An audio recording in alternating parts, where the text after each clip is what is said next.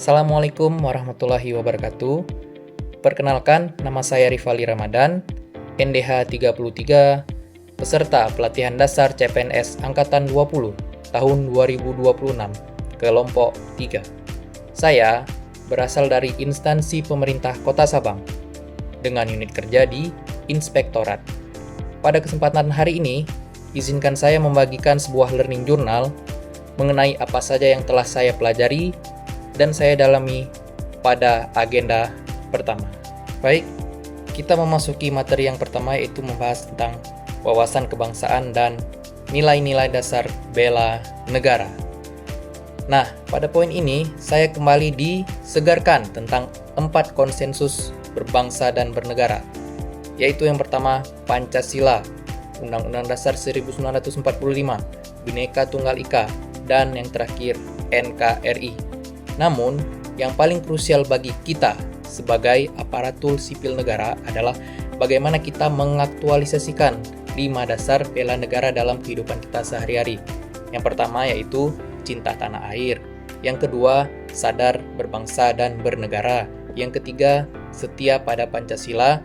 Yang keempat, rela berkorban untuk bangsa. Dan yang kelima yaitu kemampuan awal diri kita untuk bela negara.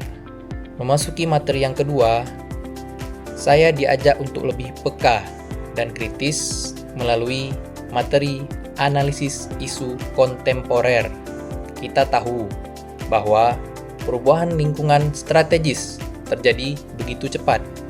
Saya mempelajari berbagai isu-isu strategis nasional di negara kita, seperti kasus korupsi, narkoba, terorisme, money laundry, proxy war, hingga kejahatan mass communication. Bukan hanya sekedar tahu, di materi ini saya juga mempelajari bagaimana teknik-teknik kita menganalisis isu, seperti teknik fishbone diagram, teknik gap, teknik mind map, dan juga teknik analisis SWOT. Kemudian, di materi terakhir ini juga tidak kalah penting, yaitu kesiapsiagaan bela negara. Di sini ditekankan bahwa bela negara bukan hanya soal pemikiran, tetapi juga kesiapan fisik, mental, dan sosial kita. Sebagai ASN yang profesional, kita harus juga memiliki kesehatan yang sangat baik, terutama kesehatan jasmani dan kesehatan mental. Dan juga tidak lupa kita harus memiliki etika dan moral yang baik, serta menjunjung tinggi kearifan-kearifan lokal.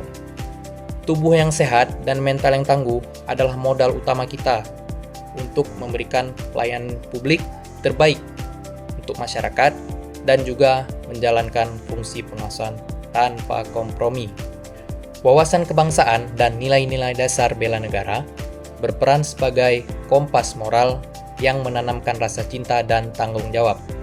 Rasa cinta inilah yang memicu kita untuk memiliki kepekaan kritis dalam analisis isu kontemporer, sehingga kita mampu mendeteksi adanya potensi ancaman seperti korupsi dan fraud di lingkungan kerja kita. Dan yang terakhir, semua analisis itu tidak akan berdampak tanpa adanya kesiapsiagaan bela negara yang berbentuk fisik dan mental agar kita siap menjadi eksekutor perubahan. Hubungan ketiganya membentuk sosok ASN yang tidak hanya cerdas secara intelektual, tetapi juga tangguh fisik dan berintegritas secara moral. Nah, kesimpulan yang saya dapat dari agenda 1 ini yaitu menjadi seorang ASN bukan hanya sekedar status pekerjaan, melainkan tentang komitmen kita, integritas, dan kesiapan kita untuk mengabdi pada bangsa dan negara.